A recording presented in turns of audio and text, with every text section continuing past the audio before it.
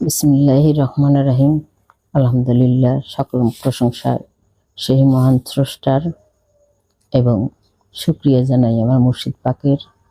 কারণ সেই আদম নূরের তরফ থেকে আমি আমার মুক্তির জন্য সেই সত্তা পেয়েছি এবং তার বদৌলতে আমি তার কাছ থেকে হেদায়েত নিয়ে এবং আজ এখানে এই জ্ঞানের কথাগুলো বলতে পারতেছি। আর আরও শুকরিয়া জানাই আমার নবী করিম সাল্লাল্লাহু আলাইহি সাল্লামের তরফে এবং তাকেও জানাই সালাম এবং তার নামে একবার দরুদ পাঠ করি। আল্লাহুম্মা সাল্লি আলা সাইয়্যিদিনা মুহাম্মদ ওয়াসিলাতে ইলাইকা আলাইহি ওয়াসাল্লাম। এবং আমার এই বক্তব্য যারা শুনতেছেন তাদের সবাই জানাই আমার পক্ষ থেকে সালাম, আসসালামু আলাইকুম ওয়া রাহমাতুল্লাহি ওয়া বারাকাতুহু। আমি যখন ফার্স্টে বক্তব্য দিয়েছিলাম তখন আমি ফার্স্টেই বলেছিলাম যে এখানে আমি আসার আমার কোনো ইচ্ছা ছিল না, হয়তো আল্লাহ পাকের ইচ্ছা, তাই হঠাৎ করে এখানে আমি চলে আসছিলাম। সেদিন এই পৃথিবীতে যাহা কিছু সত্য ঘটে এবং ভালোর জন্য হয় তাহা আল্লাহর তরফ থেকে হয়, মহান আল্লাহর তরফ থেকেই হয়ে থাকে। হয়তো যদি আমি কোনো কিছু ভালো করে থাকি তাহলে নিশ্চয়ই ইহা মহান আল্লাহর তরফ থেকেই হচ্ছে। কারণ এইভাবে বক্তব্য দেওয়ার আমার কোনোদিনও ইচ্ছা ছিল না, এটা হঠাৎ করেই হয়ে গেছে। তাই আমি মনে করি যে ইহা আমার সেই মালিকের ইচ্ছা এবং আমার মুর্শিদের ইচ্ছা।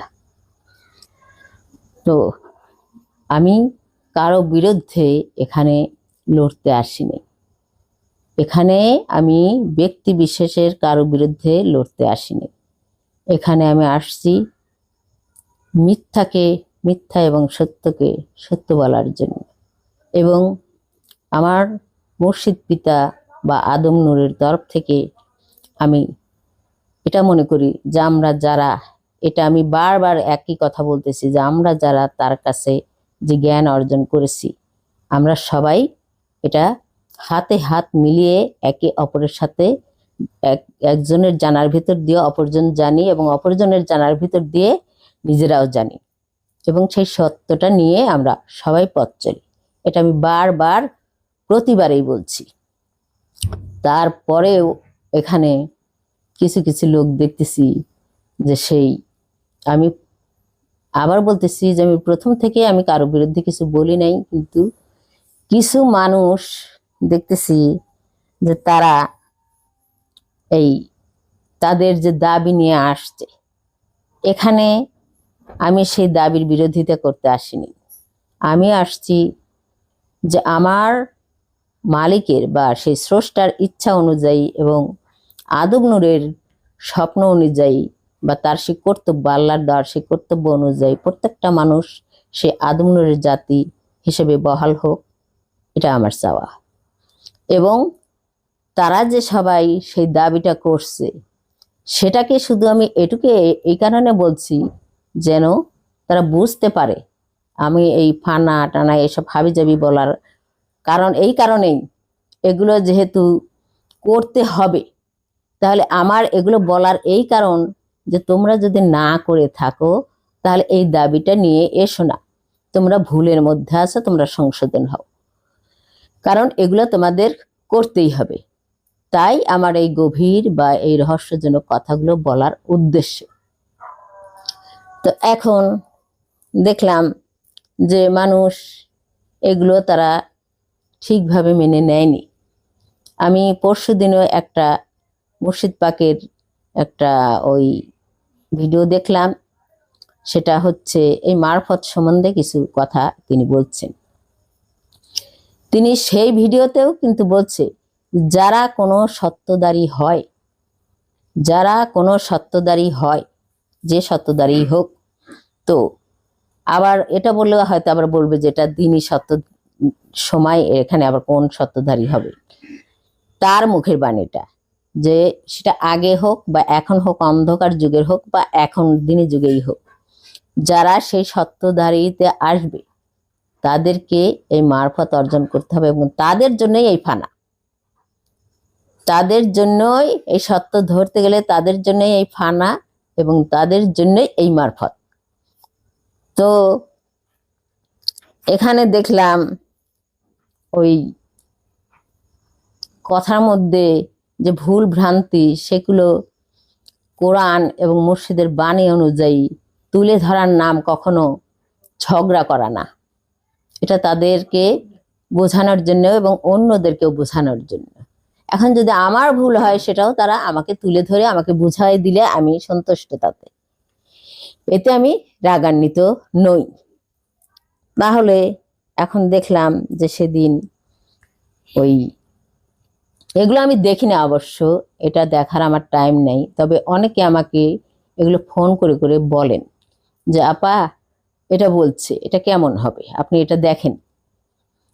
তখন আমি ওই দেখলাম কাদের, এটাও সেদিনও দেখলাম যে সে বলছে আদম নূর তো সে বলেই না, মুর্শিদ আমির বলে। আচ্ছা, এটা তার ইচ্ছা, যে যেমন ভাবে বলতে চাই তেমন ভাবেই বলবে।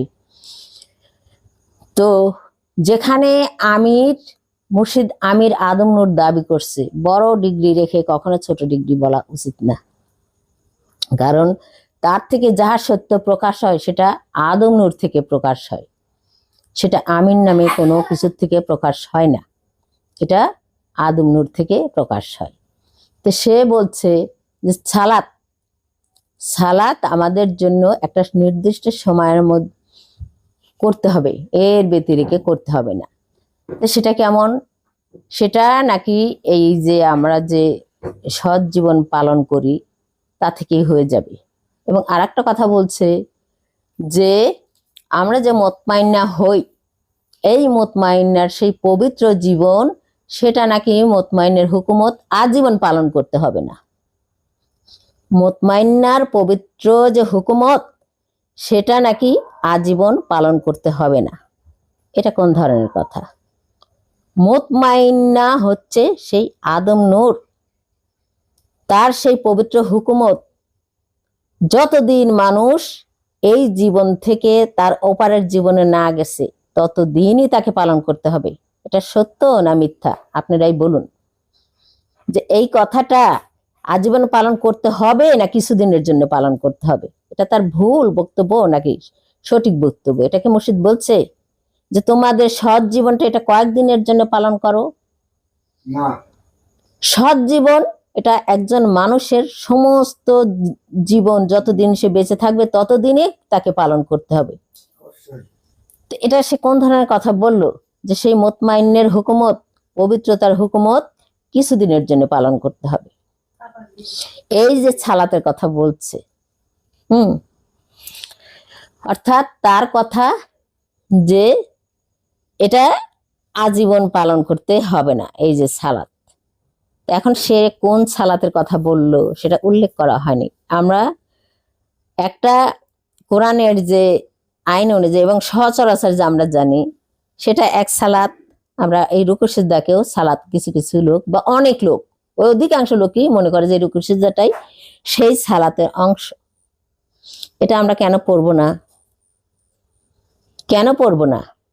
আমরা যদি আমার খোদাকে ভালোবাসি, আমার রবকে ভালোবাসি, তাহলে তাকে রুকু সিজদা করতে, তাকে সিজদা করতে এটা আমরা বাধ্য, কারণ তাকে আমরা প্রেম করি, ভালোবাসি। তার সাথে যত টাইম আমি বসে থাকবো, কথা বলবো, সালাত বা রুকু সিজদা করা এটা একটা তার সাথে আলাপচারিতা করার মাধ্যম, তাই নাকি?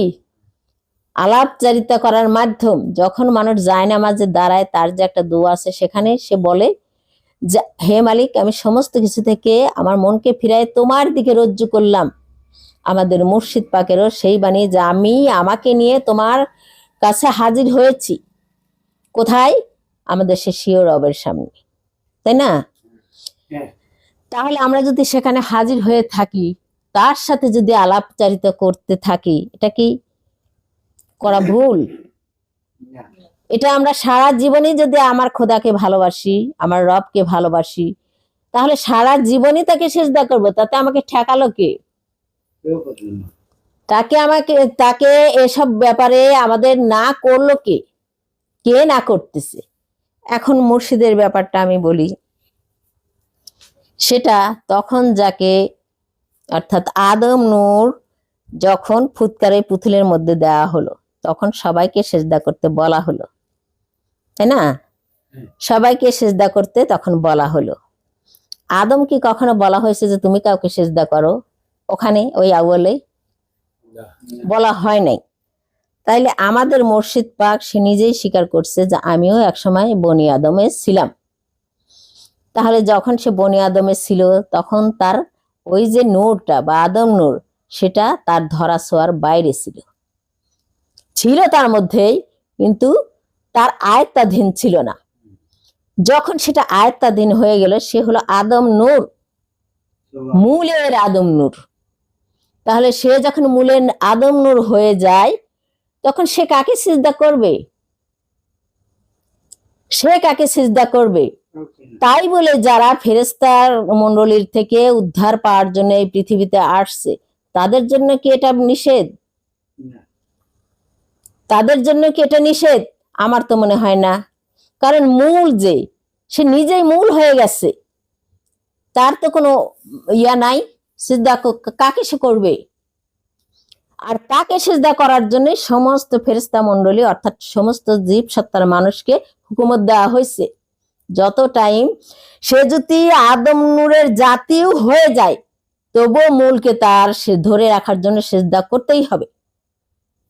সেই মূলকে সম্মাননার অর্থে, ভালোবাসার কারণে, তার সাথে প্রেমের কারণে, তার এই মহিমা প্রকাশের কারণে, তার সাথে মিলনের কারণে, তার সাথে নিজের সুখ দুঃখের কথা আলাপচারিতার কারণে তাকে সিজদা করতেই হবে। এই জীব সত্তা থেকে যদি কেউ জাতি আদমেও পৌঁছায়, তবুও তাদের জন্য আজীবনের জন্য আমি মনে করি এই হুকুমত থাকবে, বহাল থাকবে। কারণ তারা মূলের আদম নয়। কারণ মূলের আদমকে সিজদা করতে দেওয়া হয়েছে এদেরকে, মূলের আদমকেই সিজদা করতে সেদিন বলা হয়েছিল, মূলের আদমকে কাউকে সিজদা করতে বলা হয়নি। এই ফেরেশতাদেরকে হুকুমত দেওয়া হয়েছিল তাকে সিজদা করার জন্য। তাহলে এটা কেন করবে না? কেন করবে না? আর একটা কথা, প্রত্যেকে শুধু বক্তৃতা দিচ্ছে, আমি দেখছি অনেকের বক্তৃতার মধ্যে তোমরা এটা করো, তোমরা সালাত কায়েম করো, তোমরা এটা করো, তোমরা ওটা করো। আরে বাবা, এখন স্কুলে কোনো ছাত্র যদি লেখাপড়া করতে যায়, এটা করতে হবে, এটা করো। তো এখন করতে গিয়ে সে অঙ্কটা যদি তাকে বুঝায় না দিয়ে বলা হয় তুমি অঙ্কটা বাড়ি থেকে কষে আসো, পারবে?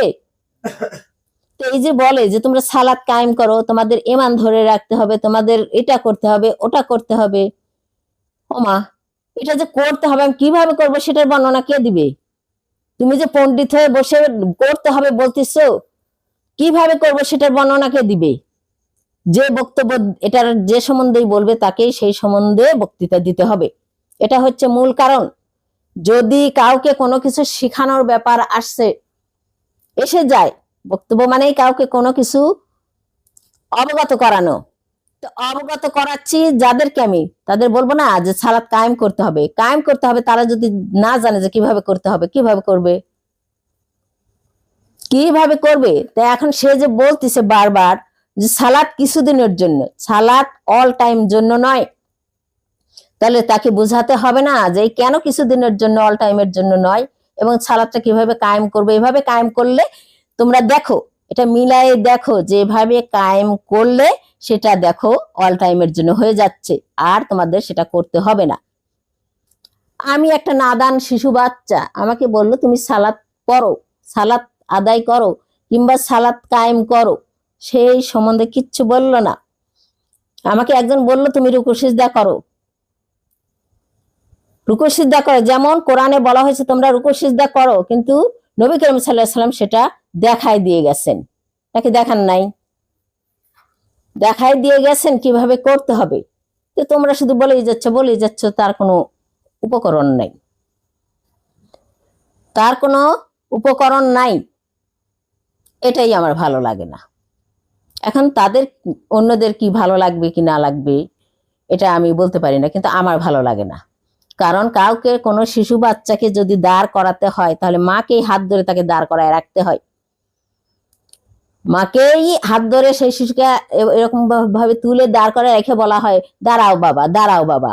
তো এখন কেউ নামাজ সম্পর্কে জানেই না, কেউ কয়দিন পড়তে হবে আর কয়দিন পড়তে হবে না। তুমি যখন বারবার বলতেছো তাহলে তুমি বলো কিভাবে কতদিনের জন্য, অল টাইম কেন পড়বো না, আর কেন কিছুদিনের জন্য আমার করতে হবে, সেটা তুমি পুরোপুরি ভেঙে বলবা না, ভেঙে বলবা না। আচ্ছা, এবার আর একটা কথা, এই যে মুক্তা নানান ভাবে আমাকে অনেক কিছু বলছে, আমি কাউকে কিছু বলতে যাই না।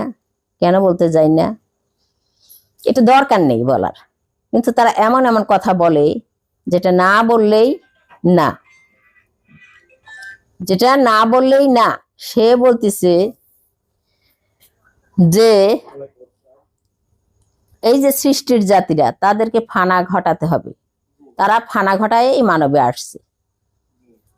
এখন কেউ কি বলতে পারবে যে সৃষ্টির জাতি যারা বাঘ, ভালুক, সিংহ বা গরু, ছাগল এরা ফানা সম্বন্ধে কিছু বোঝে? তারা কি বলছে যে আমরা আমাদের জীবনটা দিয়ে মানুষের খাদ্য হিসেবে গিয়ে তারপরে আমরা ফানা ঘটায় তার মধ্যে আমরা বিরাজ করব? এটা তারা বোঝে? যদি বুঝতোই তাহলে নবীদের আসার কি দরকার ছিল? যদি বুঝতোই তাহলে নবীদের আসার কি দরকার ছিল? নবীদের মানব জন্মে আসার কি দরকার ছিল? কারণ সেই সময়ে যখন আদমকে যখন সিজদা করতে বলা হয়েছিল, আদমের সাথে যাদেরকে নামায় দেওয়া হয়েছিল সেগুলো কিন্তু মানুষ ছিল না। বলা হয়েছিল তোমরা সবাই নেমে যাও, নেমে গিয়ে যখন আমার তরফের হেদায়েত আসবে তখন যারা এটার উপর ইয়া করবে তাদের কোনো ভয় নেই, এটাই তো। তাহলে কেন তখন এই হেদায়েতটা চালু হয় না? কারণ তখন মানব জনমটা ছিল না, শুধু যে হেদায়েতটা দিবে সে ছিল, কিন্তু কাদের দিবে তারা ছিল না, তারা ছিল এই সৃষ্টি রূপে। তাহলে এই সৃষ্টিরা কোনোদিন মানুষের ভাষা বোঝে? সৃষ্টিরা কখনো মানুষ, আমি তো দেখি সৃষ্টিরাই এক সৃষ্টিরা আর এক সৃষ্টির ভাষা বোঝে না। কুকুর কখনো গরুর ভাষা বোঝে না, গরু কখনো কুকুরের ভাষা বোঝে না, মানুষ কখনো কোনো সৃষ্টির ভাষা বোঝে না, কোন সৃষ্টিরা কোনো মানুষের ভাষা বোঝে না। তাহলে তাদেরকে বোঝাতে চাইলে কি করতে হবে? তাদেরকে মানব জন্মে আনতে হবে না? তারা যে এই যে মানব জন্মে আসলো, কেন আসলো, এই সিস্টেমটা কেন আল্লাহ চালু করলো, তাদের খাদ্যের মধ্যে দিয়ে মানব জন্মে আনলো, এটা কি আদমের জ্ঞানে ধরে দিল নাকি সৃষ্টিদের জ্ঞানে দিচ্ছে? এটা কি আদমকে দিছে এই জ্ঞানটা যে তুমি তাদেরকে খেয়ে তারপর তোমার দেহের মধ্যে নিয়ে এসে তাদেরকে তুমি মানব তৈরি করে তোমার মধ্যে দিয়ে মানব তৈরি করে মানব হিসেবে বের করে তারপর তাদেরকে জ্ঞান দাও, নাকি আগেই তারাই ফানা হয়ে আসবে? কিন্তু সে বারবার বলতেছে যে একজন মানুষ কেন সে আবার ফানা ঘটায় সৃষ্টিতে যাবে? তারা বলতেছে সৎ কর্ম করলেই নাকি ফানা হয়ে যায়, সৎকর্ম করলেই তো ফানা হয়ে যায়। তাহলে সৎকর্ম করলেই যদি ফানা হয়ে যায় তাহলে পৃথিবীর উপর অনেক মানুষ আছে যারা সৎকর্ম করে, অনেক মানুষ আছে যারা সৎকর্ম করে। শুধু এই আদম নূরের হেদায়েতিরাই সৎকর্ম যে করে তা কিন্তু নয়, পৃথিবীতে এখনো এত মানুষ আছে যারা সৎ জীবন যাপন করে, অন্য অন্য ধর্ম মধ্যেও আছে। কই, তাদের কি বলা হয় আদম জাতের জাতি? তাদের কি বলা হবে যে আদম জাতের জাতি? এখানে তো বলাই হয়েছে, স্পষ্ট প্রমাণ আয়াত আসছে যে আদম ওই আল্লাহর যে হিদায়েত সেটা যদি গ্রহণ না করে তারা কখনোই তাদের সেই ইয়ার জীবনে আসতে পারবে না, মুক্ত জীবনে আসতে পারবে না। তাদের কোনো ভয় থাকবে না, যারা সেই আল্লাহর হেদায়েতকে গ্রহণ করবে। আল্লাহর হেদায়েত যখন আসবে তখন তাদেরকে নিতে বলছে। তাহলে আল্লাহ হেদায়েতটা কখন আসবে? তখন কেন আসলো না? সেই ফার্স্টের যখন আদম নূর আসছিল তখন কেন আসলো না? কারণ তখন কোনো মানব ছিল না। এই আদম নূরের যে হেদায়েতটা গ্রহণ করার মতো সেই জীবসত্তারা তাদের সেই জ্ঞানে ছিল না। তাহলে তাদেরকে ফানা ঘটানোর একমাত্র উপায় করে দিচ্ছে আদমকে। কোন গরুকে এসে শুয়ে পড়ে যে আমাকে জবা করো, কোন ছাগল কি দেখছো এসে শুয়ে পড়ে যে আমাকে জবা করো? তাদের ধরতে গেলে তো তারা দৌড়া পলায়। তারা তো বলে না যে না, আদমের মধ্যে দিয়ে আমরা ফানা ঘটায়ে আমরা আদমের দেহের মধ্যে প্রবেশ করি। করছে এমন কেউ? কোন পশু আছে এমন? তাহলে এদেরকে তুলে আনা হয়েছে আদমের জ্ঞান অনুসারে। আল্লাহ একটা নিয়ম করে দিয়েছে, সেই জ্ঞানটা আদমকে দান করা হয়েছে। আদম তাদের ভক্ষণের ভিতর দিয়ে তাদেরকে নিয়ে এসে আদম বের করতেছে। জীব মানব, সেই জীব মানবকে আবার সেই পরম মানবে নেওয়ার জন্য এই আদমের হেদায়েত, দ্বীনি ধর্মের হেদায়েত, সেটাই এতদিন ভর সেই জীব সত্তাকে তুলে নিয়ে আসা হয়েছে নবুয়তের মাধ্যমে তাদের জাতি প্রেরণ করার জন্য। অর্থাৎ তারা মূলে যখন মানুষ হয় তাদের জাতিটাও, এই জন্য বলে না যে প্রত্যেকটা নবী তাদের জাতে জাতে ভিন্ন হয়ে আসছে। অর্থাৎ যদি গরুর জাতের নবী এসে থাকে তো গরুর জাতটা মানুষের ভিতর চলে আসছে, মানুষের ভিতর নিয়ে আসছে তাদেরকে একে একে সমস্ত নবুয়তকে নবুয়ত হিসেবে নিয়ে এসে তাদেরকে তাদের সেই মূলকে নিয়ে এসে তাদের জাতকে মানুষ হিসেবে ভিতরে নিয়ে আসছে। এখানে ফানা ঘটাই ওই নবুয়তের ভিতর দিয়ে তারা ফানা ঘটায় এই মানুষ জন্মে আসছে।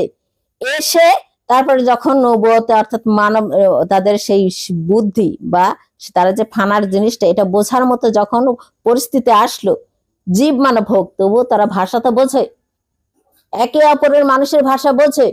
এই জীব মানুষেরা যখন পরিপূর্ণতায় সমস্ত নবী দ্বারা পরিপূর্ণতায় আসার মতো একটা ব্যবস্থা হলো, তখন নবী করিম সাল্লাল্লাহু আলাইহি সাল্লাম আসলো তাদেরকে একত্রিত করে এই দ্বীনি নূরের যুগ অর্থাৎ দ্বীনি যুগে তাদের আবার সেই আদমকে নিয়ে আসা হলো। কেন আদম নূরকে নিয়ে আসা হলো? সেই জীব মানবদেরকে আবার সেই হেদায়েতের মাধ্যম, সেই সময়ের কথা যে আমার তরফের যখন হেদায়েত আসবে তোমরা সেটাকে মেনে নিবা, যারা মেনে নিবে তাদের কোনো ভয় নেই।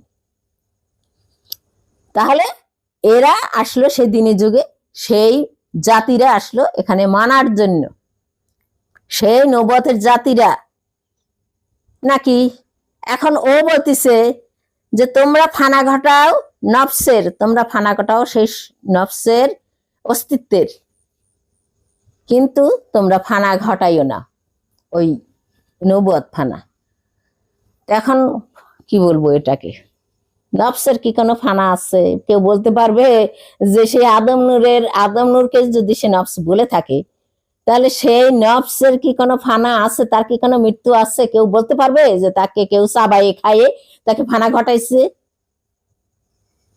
বলতে পারবে? একজন মানুষ বলতে পারবে? বা কোনো কিতাবে এটা বর্ণিত হয়েছে বা কোনো নবী এসে বলছে না, আদম নবী বলছে যে তার উপর কোনো ফানা ঘটবে?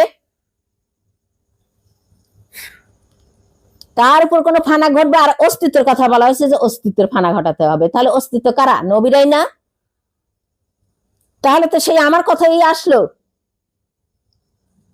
তাহলে তো সেই আমার কথাই আসলো যে নবীদেরই অস্তিত্বকে ফানা ঘটাতে হবে আর নফসকে ফানা ঘটাতে হবে। নফসকে যদি সে আদম নফসের মানুষ হয়ে থাকে, আদম নফস কখনোই ফানা হয় না, কখনোই সে মৃত্যু, এই যে সৃষ্টিরা যে মানুষের মধ্যে ফানা হয়ে আসতেছে তার মৃত্যুবরণ করে না, এটা এমনি আসে। তাহলে আদম নফসকে যদি ফানা ঘটাতে হয় তার আবার মৃত্যু কিসে? ফানা মানে আমাদের মুর্শিদ বলছে ফানা মানে কোনো কিছুকে গুলাই ফেলা, পানির মতো করে ফেলা, ঘুটে ফেলা।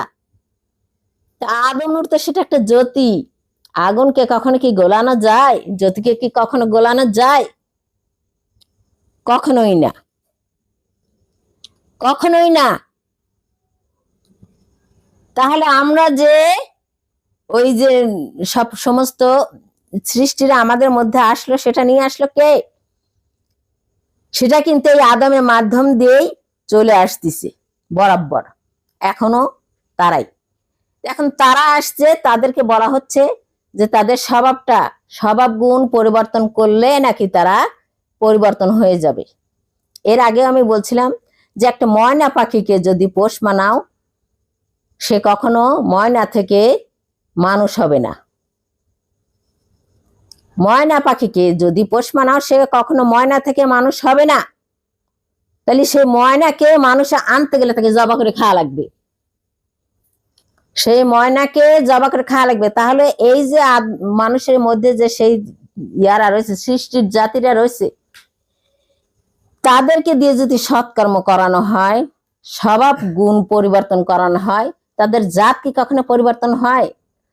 জাত পরিবর্তন হয় তো তাকে যদি গুলাইয়ে টুলাইয়ে করা যায়, ফানা ঘটানো যায়, তবেই তো। ফানা বাঁকা, ও নিজে বলছে ফানা বাঁকা, অর্থাৎ ফানা করে দিয়ে তাকে বাঁকায় নিয়ে আসা। আল্লাহ কি বলে নাই যে যখন কোনো মানুষ পরম হয়ে যায়, তার হাত আমার হাত, তার পা আমার পা, তার চোখ আমার চোখ? এটা বলছে নাকি? তাহলে যদি বলে থাকে, যদি আল্লাহর হাত হয়ে থাকে, তো সেটা আদম নূরের হাত না? সে কি আর নবুয়ত থাকে? যে পরম হয়ে যায় সে কি আর নবুয়ত থাকে? যদি নবুয়তই থাকে তাহলে বলতো যে ওটা সৃষ্টির জাতি, আল্লাহর হাত পা না, হয় না সে কখনো। আর আল্লাহ হলো পরম জাতি, পরম সে, তার যখন হাত পা হয়ে যায় সে পরম হয়ে যায়, সেই হাত পা পরম হয়ে যায়। তাহলে সে পরমকে নিয়ে আসতে গেলে তাকে কি করতে হবে? তাকে কি শুধু স্বভাব পরিবর্তন করতে হবে? পাখিকে যদি আমি জঙ্গলি থেকে নিয়ে এসে খাঁচায় পুষি, তার স্বভাবটা পরিবর্তন হয়ে যাবে, কিন্তু তার জাত পরিবর্তন হবে না। সে তাকে ময়না মানেই বলবে তা। আর যদি তাকে গুলাই খাইয়ে মানুষের মধ্যে নিয়ে আসা হয়, এখন যদি আমি একটা পাখিকে খাই, কিংবা জাহান একটা পাখিকে খাই, কি একটা মুরগিকে খাই, যখনই জাহানের পেটের মধ্যে চলে যাবে, আর তাকে চিহ্নিত করা যাবে না যে এটা মুরগি, তাকে জাহান বলেই ডাকা হবে, তাকে জাহান বলেই ডাকা হবে। তেমনি প্রত্যেকটা এই জাতির রূপকে পরিবর্তন করে যখন সেই আল্লাহর সঙ্গে সংযুক্ত করা হবে, তখনই আল্লাহ বলবে এই হাত আমার হাত, অর্থাৎ তার রূপটা পরিবর্তন হয়ে গেল, আল্লাহর সাথে সে মিশে গেল, সংযুক্ত হয়ে গেল। সে আর তখন জীব থাকে না, সে তখন পরম সত্তায় সত্যবান। আল্লাহ বলে আমার হাত।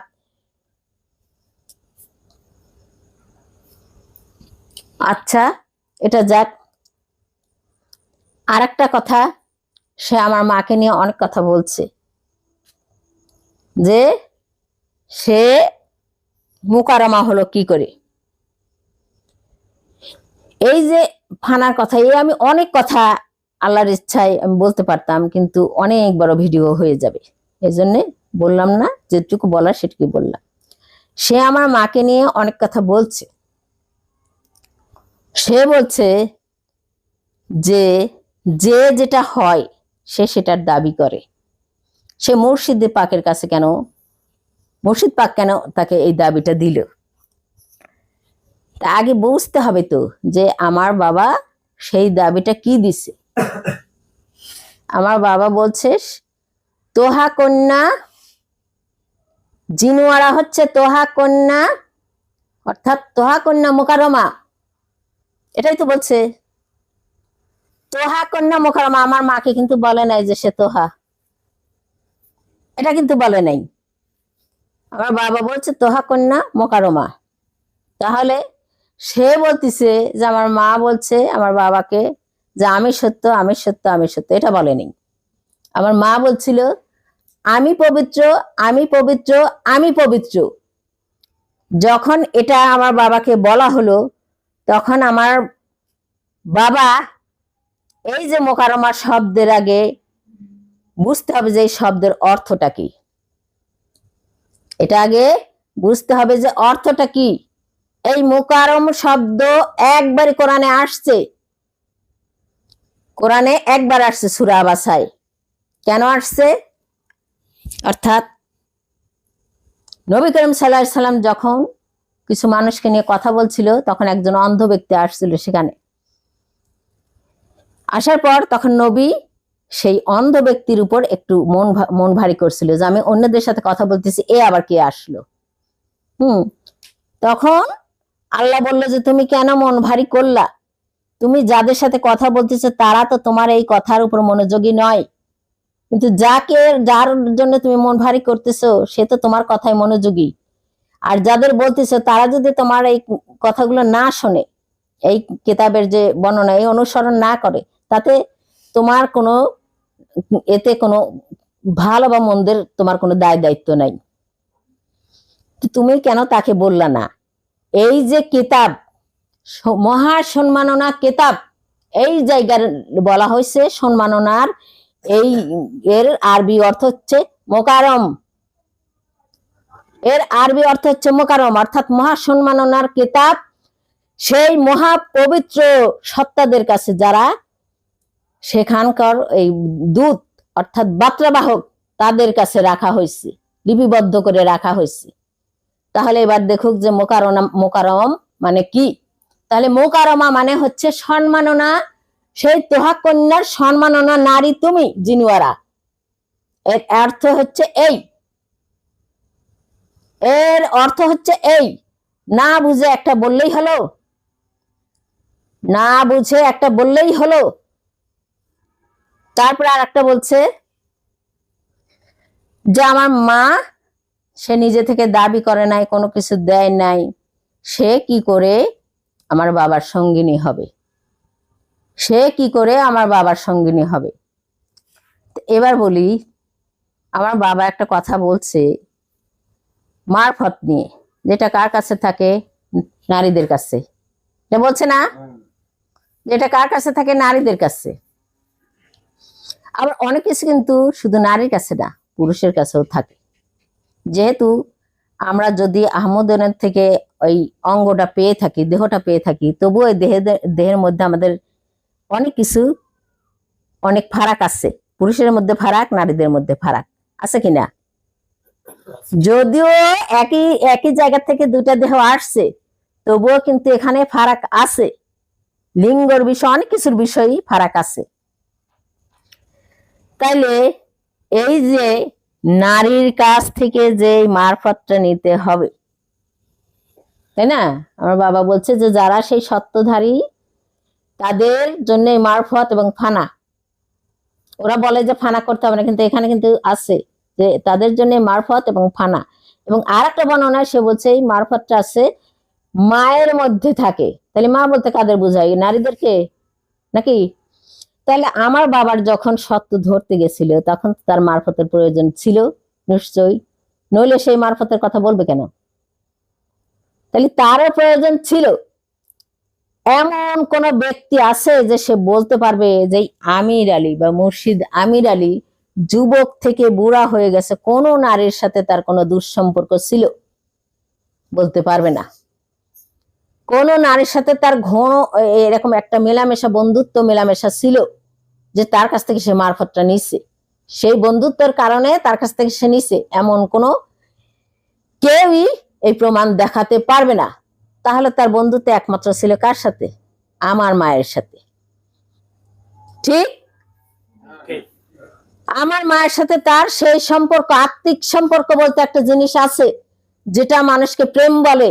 এই প্রেমের কারণে মানুষ রাজত্ব ত্যাগ করে, মৃত্যু পর্যন্ত ঘটায় এই প্রেমের কারণে। অর্থাৎ এক আত্মার সাথে আর এক আত্মার একটা বন্ধন তৈরি হয়, বিনা সুতায় বন্ধন, যেটাকে বলে, যেটাকে মানুষ প্রেম বলে, প্রেম শক্তি বলে। তাহলে সেটা আমার মায়ের সাথে আমার বাবার ছিল। তাহলে এই যে একটা আত্মিক বন্ধন তাদের ছিল বিনা বাধায়, এটা। আর একদিক থেকে রাষ্ট্রীয়, আমার বাবা বলছে যে রাষ্ট্রে যেটা বৈধ করা হয়েছে, তো সেটা বৈধ, আল্লাহর আইনেও সেটা বৈধ, বলছে কিনা। তাহলে রাষ্ট্রীয় আইনে আমার মা তার সঙ্গিনী। তাহলে দুইটা দিক দিয়ে। আর একটা দিক দিয়ে এই যে মারফতের ব্যাপারটা, এটা আমার বাবা কোথা থেকে নিছে? আমার মায়ের থেকে নেয় নাই। এটা কার থেকে নিছে? আমার মায়ের থেকে তো নিছে। তাহলে আমার মা যে সেই আদম নূরকে পরিপূর্ণ করে দেওয়ার মতো অবদান রাখে কিনা, রাখে কিনা, জিনুয়ারা সেই জায়গা পৌঁছানোর মতো ক্ষমতা রাখে কিনা, অবশ্যই যে সেই মুর্শিদ আদমের অস্তিত্বকে গ্রহণ করার জন্য, পরিপূর্ণ করার জন্য, সেই ফানার ইয়াকে উলট পালট করানোর জন্য, রূপরেখাকে জীব থেকে পরমে যাওয়ার সত্যের সাথে সংযোগ লাগানোর জন্য মারফতের প্রয়োজন হয়। এটা মুর্শিদের বাণী। তাহলে সেই মারফতটা সে কার কাছ থেকে নিছে? এটা আমার মায়ের কাছ থেকেই নিছে একমাত্র। কেউ বলতে পারবে না যে আমার কাছ থেকে নিছে। আসলে এমন এক বাপ, কারো বাপের বিটি যেন আসে, সে যেন প্রমাণ করে দিয়ে যায় যে আমার কাছ থেকে নিছে। তাহলে আমার মার কাছ থেকে যদি আমার বাবা নিয়ে থাকে, তাহলে আমার বাবারও তো কিছু করার ছিল, যেহেতু তাকে আমার মাকে আমার বাবা ভালোবাসতো, অনেক ভালোবাসতো, এতটুকু না, অনেক ভালোবাসতো আমার বাবা আমার মাকে। তাহলে তার সাথে সেই আত্মিক বন্ধনের কারণে আমার বাবা আমার মাকে যদি চেয়ে থাকে, কোন প্রেমিক যদি প্রেমিকার জন্য রাজত্ব ত্যাগ করে, তাহলে আমার বাবাও তাই করতো তার এই সঙ্গিনীর জন্য। তাহলে যদি করে, তাহলে আমার মা যদি মারফত তাকে পরিপূর্ণ করার জন্য মারফত তার কাছ থেকে নিয়ে থাকে, তাহলে আমার মাকে সে তার সঙ্গিনী করার জন্য সে কিছু করবে কিনা? বলো তোমরা, জোরে করে বলো যে হ্যাঁ করবে। অবশ্যই করবে। অবশ্যই। তাহলে সঙ্গিনী হওয়ার উপযুক্ত কে? কে? সে বলে নাই, তাই ও আর একটা কথা বলতে সে বলে নাই, ও বারবার ওটাই বলতেছে জিনুয়ারা, সে নিজে থেকে বলে নাই, সে বলে নাই। আমার মা এরকম কোনো মানুষই ছিল না, সে মানুষের সাথে খুব কম কথা বলতো,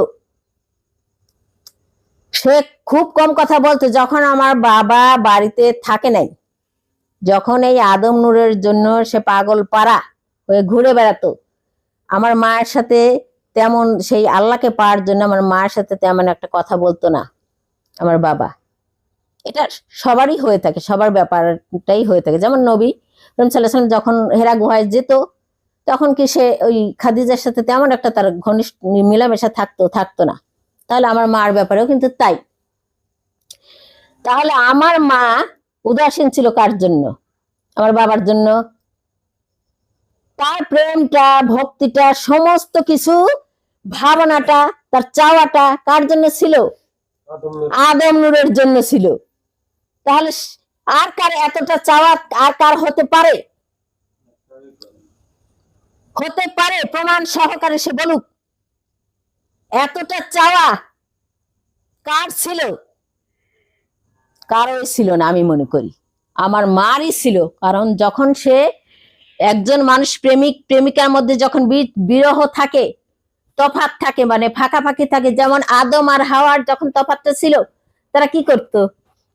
সারাক্ষণ আদম হাওয়া হাওয়া করতো, আর হাওয়া আদম আদম করতো, নাকি? এটাই তো।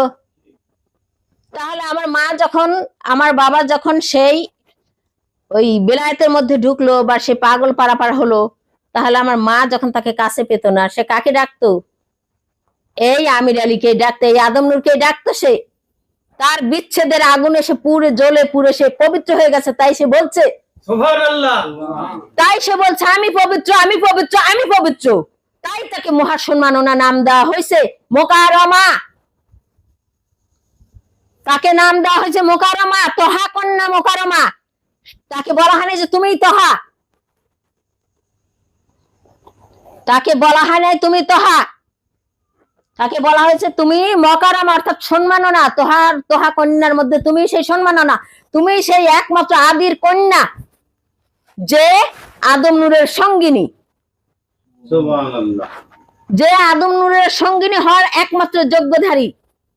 আর একটা কথা বলছে, আমার বাবা নাকি কৌশলে আমার মায়ের নামে এই দরুদ দিছে। আমার বাবা নাকি কৌশলে আমার মায়ের নামে, মিথ্যা কৌশলে নাকি দরুদ দিছে। আদম নূর যদি, সে বলছে মিথ্যা কথা না, এটা মিথ্যা কৌশল। মিথ্যা যদি কথা একটা বলা হয়, সেটা একজনের ক্ষতি হয়, একজনের সাথে বলা হয়। আর কৌশল করে যদি কোনো ইবাদত করতে দেওয়া হয়, তাহলে প্রত্যেকটা সমস্ত মানুষ দোজখী হয়ে যাবে এই মিথ্যার কারণে। সমস্ত মানুষ দোজখী হয়ে যাবে। আদম নূর এটা পারে? কখনোই না, কখনোই না। আদম নূর এই মিথ্যা কৌশল করতে পারে নাকি? কোন আইনে সব বলে? কোথায় আছে এই যুক্তিতে? কোথায় এই যুক্তি আছে যে আমার বাবা আদম নূর মিথ্যা কৌশলে তার স্ত্রীকে মোকাররমা বানাইছে, তাকে এই পোস্টে ডিগ্রি দিছে? আরেকটা কথা বলছে, সে নিজে থেকে ডিগ্রি পায় নাই, ডিগ্রি দিছে আদম নূর। তো তুই যে বলতেছিস যে আম্বিয়া আমাকে শয়তান বলছে, আম্বিয়া আপা আমাকে ডিগ্রি দিয়ে দিছে, আম্বিয়া আপা সাধারণ একজন মানুষ, সে যদি শয়তান বললে তুই ডিগ্রি পাস, তো সেই যে ডিগ্রি দেওয়ার মতো যার ক্ষমতা আছে, অর্থাৎ আদম নূর। আমরা কি করি? আমরা যাহা দর্শন দেখি, যাহা করি, ধর্ম পালন করি আদম নূরকে নিয়ে না? আমরা তাকে ধরার জন্য এগুলো করি নাকি? তাহলে আমার মা সেই ডিগ্রি পাওয়ার জন্য বা সেই সম্মাননা পাওয়ার জন্য কার কাছে যাবে? আদম নূরের কাছে নাকি ওর কাছে যাবে, না অন্য কারো কাছে যাবে? তুই যেন আসিস নাই আদম নূরের কাছে, তোর এত সাহস, তুই আসিস না কেন? আদম নূর তো এতদিন ছিলই, কোথায় ছিলি তোরা? তখন তোদের এই ডিগ্রি কোথায় ছিল? দেখতাম দেখতাম তোদের এই ভুয়া ডিগ্রি, দেখতাম তোদের এই ভুয়া ডিগ্রি। তারপর আরেকটা কথা বলছে যে জিনওয়ারা বলতে অতীতে কেউ ছিল না, তার নামে কখনো দরুদ হয় না। লা ইলাহা ইল্লাল্লাহ হযরত আদম শফিউল্লাহ, এটা আদম নূরের কালেমা। এখন আমরা দরুদ পড়ি কার নামে?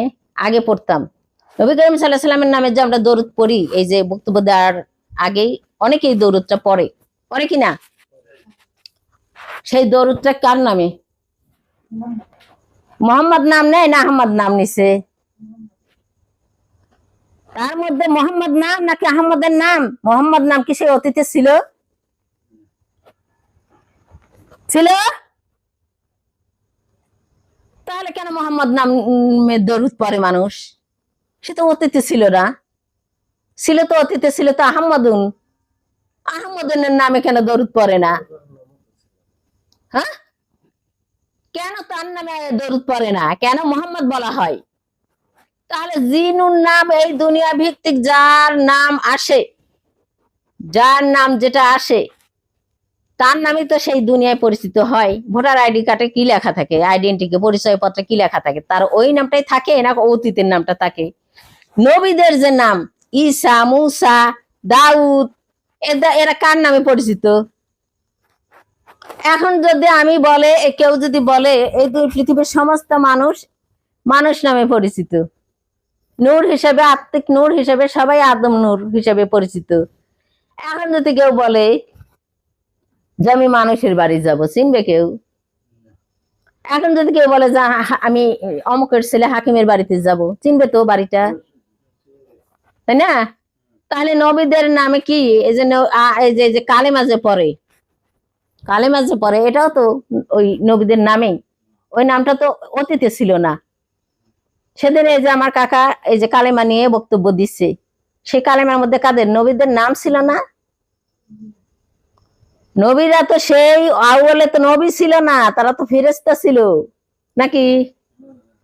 তো এখন পড়ে না মানুষ যে লা ইলাহা ইল্লাল্লাহ ফেরেশতা শফিউল্লাহ, কি লা ইলাহা ইল্লাল্লাহ ফেরেশতা কলিমুল্লাহ, এটা কি বলে কেউ? হুম, ঈসা রুহুল্লাহ, ঈসার সাথে তবেই রুহুল্লাহ যোগ, তাহলে মুহাম্মাদের সাথে তবেই দরুদ যোগ। তাহলে ওই জিনওয়ারার নামে যোগ হবে নাকি কার নামে যোগ হবে? কার নামে যোগ হবে? আইন কি বাইটে খাস? ধর্ম কি বাইটে খাস না কি করে খাস? তুই ধর্ম জানিস আর কেউ জানে না। তারপর আমাকে বলতেছে আমি ব্যাপার কথা জানে কেউ শোনে না, আমি কাউকে শুনতে বলি না। আমি নাকি বলছি যে তোমরা আসো আমার কথা শোনো, আমি এটা কখনোই বলি নাই। আমি সবাইকে বলছি যে আমরা সবাই একসাথে মিলেমিশে সবাই সবার জ্ঞান যে যতটুকু জানে ভাগ করে নিয়ে সত্য পথে চলবো, এটা বলছি। আর একটা কথা বলছে যে আমি নাকি আমার দুই ভাইকে ওই পাখি আর জাকের কথা বলছি, জাহান হুজুর হয়েছে, ঠিক আছে, এটা ঠিক আছে ওর কাছে। আর আমি নাকি জাকের কথা আর পাখির কথা বলছি, তোমরা তো ছিলা, সবগুলা ভিডিওতে তোমরা ছিলা। আমি কি ওদের কথা বলছি যে ওদের হেদায়েত দেওয়ার পারমিশন আব্বা দিছে, ওদেরকেও হেদায়েত ওদের কাছ থেকে হেদায়েত নিতে হবে? কেউ বলতে পারবে? কেউ বলতে পারবে যে তাদের নাম আমি বলছি কখনো? আমি আরো তাদের পক্ষ হয়ে সবার কাছ থেকে মাপ চেয়ে নিছি যে তারা যদি কোনো ভুল ভ্রান্ত করে থাকে তাহলে তোমরা, আমি বড় হয়ে আমরা 5 ভাই বোনের মাপ চাচ্ছি, এটা বলি নাই? কবে বলছি যে জাকের হেদায়েত দিক, পাখি হেদায়েত দিক, এটা তোমরা নাও? আমার বাবা বলছে জাকেরের কথা হুজুর অন্যদেরকে কেন বললো না? জাকেরকে কেন বললো? জাকেরকে আব্বা ওভাবে বলে নাই। আব্বা বলছে, আদম নূর বলছে যে যাকেরও হেদায়েত দিতে পারে যদি সে সেই পর্যায়ে পৌঁছাতে পারে তার যোগ্যতা অনুযায়ী। সে বলে নাই যে এখনই দিতে পারবে। ভালো করে এই ভিডিওগুলো ভালো করে দেখুক, শুনুক, ভালো করে শুনে তারপরে কারো সম্বন্ধে বলা উচিত, না শুনে নয়। তারপরে সে দাবি করছে আমি বলছি জিন শয়তান, সে বলছে আমি নাকি শয়তান বলছি। আম্বিয়া পার কাছে সে কৃতজ্ঞ। কেন কৃতজ্ঞ? তার ডিগ্রি নিতে বাকি ছিল, শয়তানের ডিগ্রি নিতে বাকি ছিল, সে সেটা নিয়ে নিছে তার কাছ থেকে, আম্বিয়ার কাছ থেকে। শুনছো হাসি পায় কিনা? আম্বিয়া ডিগ্রি দেওয়ার কে? আম্বিয়া তাহলে তো এই যে তোমরা সবাই যে সারাক্ষণ একজন মানুষ একটা মানে অবৈধ কোনো কাজ করলে, ক্ষতিকর কোনো কাজ করলে বলো না শয়তান, বলো না? তাহলে তারাও ডিগ্রিধারী হয়ে গেছে। শয়তান কাকে বলা হয়? শয়তান তো যারা এই অবৈধ দুশ্চরিত্রা যারা, তাদেরকে বলা হয়। অবৈধ কাজকর্ম করবারে যারা আল্লাহর আইনের বাইরে, তাদেরকে বলে না, গালি দেয় না মানুষ শয়তান বলে? হ্যাঁ, তাহলে কি তারা ডিগ্রি নিচ্ছে শয়তান বলে? তাহলে তো পৃথিবীর সমস্ত নারীরাই শয়তান। কারণ সমস্ত নারীদেরকে তার স্বামী স্ত্রীর গন্ডগোল লাগলেই বলে তুই শয়তান। তাহলে তোর সবচাইতে বড় আল্লাহ বলছে আমার পরে যদি কেউ থেকে থাকে, আদমের পরে যদি কেউ থেকে থাকে, তাকে সম্মান করা হলে স্বামীকে। সেই তো দেখা যায় যে ঘরে ঘরে বেশিরভাগ স্ত্রীকে শয়তান বলে থাকে। তাহলে তো ঘরে ঘরে সমস্ত স্ত্রীরাই শয়তান। আগে তুই শয়তান নামের অর্থ বোঝে। শয়তান নামটা হলো আরবি ভাষা। শয়তান নামটা হলো আরবি ভাষা। এই ভাষার অর্থ হচ্ছে, এখন ইংরেজিতে বলছে রাইস মানে ভাত, তাই না? এখন এই রাইস আমি জীবনে কখনো জানি না যে এই রাইস মানে ভাত হবে কি হবে, জানি না। আমি ভাবছি জানি না, এই জন্য আমি ভাবি কি যে এটা হয়তো মাংস হবে, তাই না? মাংস হবে। তাইলে এই ধারণাটা আমার ভুল না ঠিক? ভুল। তাইলে আগে শয়তান কি সেটা আগে তুই বুঝে, যে কেন শয়তানকে শয়তান বলা হয়েছে। শয়তানকে এই কারণে শয়তান বলা হয়েছে, শয়তান নামের অর্থ কোরআনে ভালো করে পড়ে দেখ। তার অর্থ হচ্ছে বিতাড়িত, অভিশপ্ত, অভিশপ্ত, বিতাড়িত। আর তুই ইবলিস বলবি, ইবলিসের নামের অর্থ হচ্ছে অবাধ্য। তুই তো সেই অবাধ্য, আদমের অবাধ্য সন্তান। তুই তো সেই আদমের অবাধ্য সন্তান, তাই তুই ইবলিস বলে দাবি করিস নিজেকে। তুই নিজেই নিজেকে দাবি করতেছিস ইবলিস, শয়তান, এগুলো বলে। তুই এখন ভালো করে তার অর্থগুলো ভালো করে জেনে রাখ, ভালো করে আরবিটা ভালো করে পড়ে দেখ তার অর্থটা কি। কোরআন কি বলছে সেখানে, কোরআন সেখানে কি বলছে। আর একটা বলবে, সেটা হয়তো বলবে আজাজিল, তাই না? আজাজিল কিন্তু আমাদের কোরআনে নেই। আমরা কিন্তু জানি যে শয়তানের আর এক নাম আজাজিল, তাই না? এটা কিন্তু হিব্রু ভাষা। অনেকেই আমার মনে হয় জানে না যে এটা হিব্রু ভাষা। আর এটা আনা হয়েছে সেই একেবারে অতীত যুগে, প্রাচীন কাল যাকে বলা হয়, সেই প্রাচীন কালের ইনক বুক থেকে আনা হয়েছে এটাকে। ইনক বুকে আজাজিল নামে একজন ছিল, একজন। সে কি করত?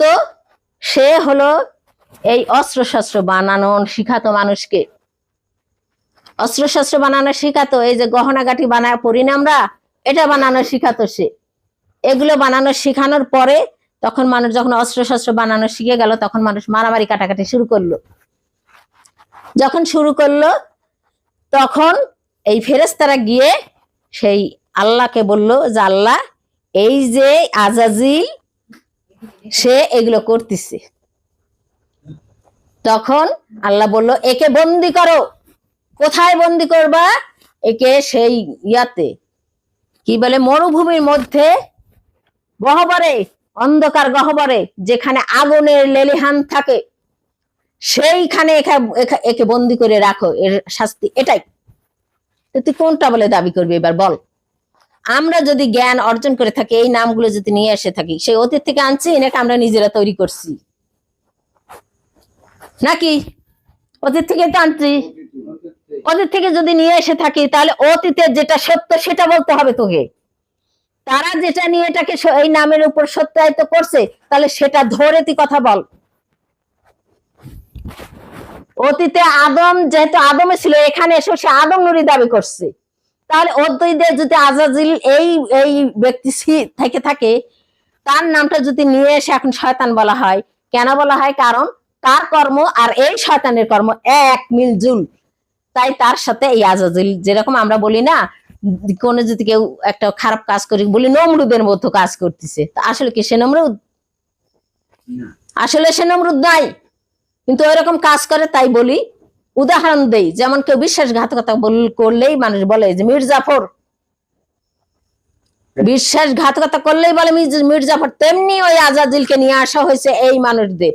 এখন শয়তান, আল্লাহ তিনজনকে বলছেন, ওই শয়তান মূলে যে শয়তান ছিল তাকে, কিছু মানুষকে যারা এরকম ও তার মতো এরকম অবাধ্য, অগ্রাহ্যকারী, আল্লাহর হুকুমকে অমান্যকারী, তাদেরকে বলা হয়েছে শয়তান, এবং জিনদেরকে বলা হয়েছে শয়তান। তাহলে ও এবার দেখুক গিয়ে যে কাকে শয়তান বলা হয়েছে। আর আমি কে? আমি কে তোকে দেওয়ার? এখন যদি ও বলে থাকে যে আম্বিয়া আমাকে ডিগ্রিটা দিয়ে দিছে, তাহলে তো অতীতের ডিগ্রিটা আম্বিয়াকে দিয়ে দিছে, তাহলে তো ধরতে গেলে আম্বিয়াই তোর চাইতে বড়, ডিগ্রি দেওয়ার রাখে, যোগ্যতা রাখে, তোর কথাই। তারপরে তুই বলছিস আম্মা হুজুর, আম্মা হুজুর, যিনি ওরা আম্মা হুজুর। তুই যদি তো হস, তাহলে তুই আবার জিনুকে আম্মা হুজুর ডাকিস কেন? আমি যদি তোকে শয়তান বললে তোর ডিগ্রি হয়ে যায়, তাহলে তুই জিনুকে আম্মু বললে এত সে সে তোর তোর সম্মানিত না তুই তার সম্মানিত হোস? তোর কাছে কেন পারমিশন নিতে হবে? তুই বলছিস যে আমি সেই নারী সত্য, আমার কাছেই পারমিশন নিতে হবে। এবার আসো আর একটা বিষয়, এই যে নারী সত্য, এটা কি আদম আসার আগে না পরে? ওই অতীতে। আদম হলো সর্বকনিষ্ঠ সৃষ্টি, অর্থাৎ সর্বশেষ সৃষ্টি। তাহলে এই নারী সত্য অর্থাৎ আহম্মদুন, যেটা ও দাবি করতেছে যে আমি সেই নারী সত্যের গুণ, আমার কাছ থেকে যদি কেউ না পারমিশন নাও, তাহলে তোমরা কেউ এই অস্তিত্বধারী হতে পারবা না, এটা সে বলছে। তাহলে সেখানে যে আহম্মদুন ছিল, সেটা আদমের আগে ছিল না পরে ছিল? আগে ছিল, তাই না? আগে ছিল, সর্বপ্রথম সে। তারপর এখন যে আসো, এখন দেখো তো নবী আহমদ্দিন বিলে দাবি করছে, সে আগে না পরে? এখন যে আদম দিনী নূর নিয়ে আসছে, দিনী নূরের ধর্ম যে নিয়ে আসলো আদম নূর, তার আগে না পরে? তাহলে সে তো, আর তার কাছেই তো সমস্ত নবী, আল্লাহ নিজেই বলছে যে আমি সমস্ত নবীকে বললাম তাকে সাহায্য করো। কাকে? আমি একজন রাসূল প্রেরণ করবো, তাকে। কই, তোর কাছে তো পাঠাই নাই যে মুক্তার কাছে গিয়ে তোমরা তাকে সাহায্য করো, বলছে? কোরআনে বলছে এটা? তাহলে এই আদম নূর ধর্ম দিয়ে কার গর্ভে পাঠাইছে? সেই আহমদিনের গর্ভে, যেখানে সবকিছু আছে, সেখানে পাঠানো হয়েছে। তোর গর্ভে পাঠাতে গেলে তো এখন কি বলবো, তোর সাথে সহবাস করতে হবে, নইলে তো তোর গর্ভে যাবে না কেউ।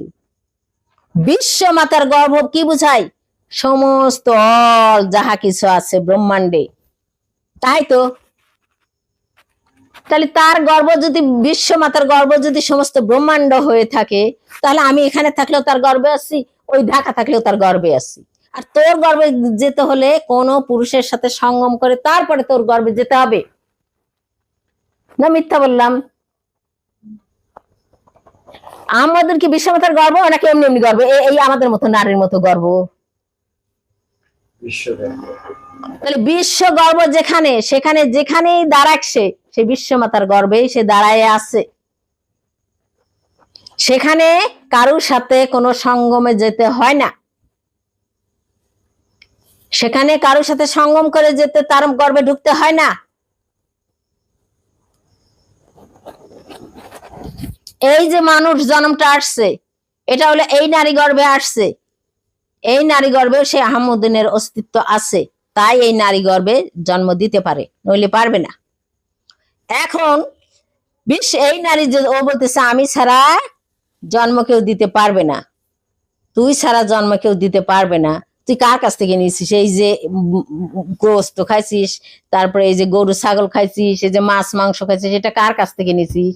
তোর কাছ থেকে তুই জন্ম দিয়ে নিছিস না বিশ্বমাতার কাছ থেকে নিছিস? তুই যে অস্তিত্বটা ধরালি কাউকে, কার কাছ থেকে নিয়ে ধরালি? হাওলাত নিলি কার কাছ থেকে? এগুলো বলতে গেলে হাসিই পায়, হাসিই পায়। তুই কি বলতে পারবি? তুই কি একটা এই যে বিশ্বমাতার গর্ভে যে মাটি আছে, মাটি থেকে সৃষ্টি হচ্ছে না? ধান পাট আখ এই গাছ গাছালি সবকিছু হচ্ছে না? তুই একটা সাধারণ একটা চীনা বাদাম জন্ম দিয়ে দেখা, সাধারণ একটা চীনা বাদাম জন্ম দিয়ে দেখা যে আমি বিশ্বমাতা, দেখা আমার গর্ভে একটা চীনা বাদাম জন্ম দিছি, দেখা। আর তুই বলবি যে আমি মানুষ জন্ম দিছি, মানুষ জন্ম দিতে পারে, ওটা আমিও পারি, ওটা ওই যে আরেকজন পাড়ার বেশ্যাও পারে, পাড়ার যে বেশ্যা সেও পারে, কারণ তারও সুরতটাই নারী সুরত, তার মধ্যে ওই আহমদিন জগৎ আছে লোকায়িত। যতক্ষণ এই নারী সুরতটা সে ধরে আছে, যত টাইম এই নারী সুরতটা ধরে আছে, তত টাইম তার মধ্যে সমস্ত আহমদিন জগতের অস্তিত্ব আছে। তুই বাইরে থেকে একটা জিনিসও তুই ঘটাতে পারবি না। তুই বলবি কি আদম নূর আর একজন নারী না হলে কোনো মানুষ জন্ম গ্রহণ করে না। সমস্ত মানুষকে তুই জন্ম দিস নাই, সমস্ত মানুষকে তুই জন্ম দিস নাই, সমস্ত মানুষকে কোনো না কোনো মায়ের গর্ভে জন্ম নিতে হয়েছে, এবং তারা প্রত্যেকেই এই আহমদ নূরের অস্তিত্ব নিয়ে দাঁড়ায় আছে, ধরুক বা না ধরুক। সৃষ্টির আদম বনি আদম, তারা আদম নূর ধরুক বা না ধরুক, তারা আদম নূর নিয়েই দাঁড়ায় আছে। এটা কি মিথ্যা বলতে পারবে কেউ? এটা কি কেউ মিথ্যা বলতে পারবে? তাহলে তুই মুক্তা, ওই যে তুই ঝিনুকের নাম না, ঝিনুকের মুক্তা, তুই সেই মুক্তাটাই জন্ম দিয়ে দেখা, দেখা সেই মুক্তাটা জন্ম দিয়ে বিশ্বমাতা দেখ কত কিছু জন্ম দিতে, পানির মধ্যে মাছটা সবকিছু হচ্ছে, এই যে মাটির মধ্যে সমস্ত গাছ হচ্ছে, তোর মধ্যে কি হচ্ছে? তোর মধ্যে সে আছে তাই তুই মানুষ জন্ম দিতে পারতেছিস। ওটা সকলেই দিতে পারে, যারা নারী অস্তিত্বের দাবি করে তারাও দিতে পারে, যারা দাবি না করে তারাও দিতে পারে, তারাও দিতে পারে। আর পরবর্তী মানবে যারা যাবে, এইভাবেই যারা পরবর্তী মানব জন্মে যারা যাবে, এখন আমি তো কোরআনে পড়ছি এবং আরো হাদিস এবং আরো মানুষ মারফত শুনছি যে সেদিন নাকি এই মানুষেরা এমনি উঠবে, পঙ্গপালের ন্যায় উঠবে। এদের কি কখনো বলা হয়েছে যে মায়ের গর্ভে থেকে উঠবে? বলা হয় নাই, কিন্তু এটা কোনো ইয়াতে দেখাতে পারবে না ও। প্রমাণ কি শুধু তোর কথাই হবে, নাকি প্রমাণ সেই যারা এই ধর্ম নিয়ে আসছে তাদের কথাই হবে? তুই ধর্মটা পালি কোথায়?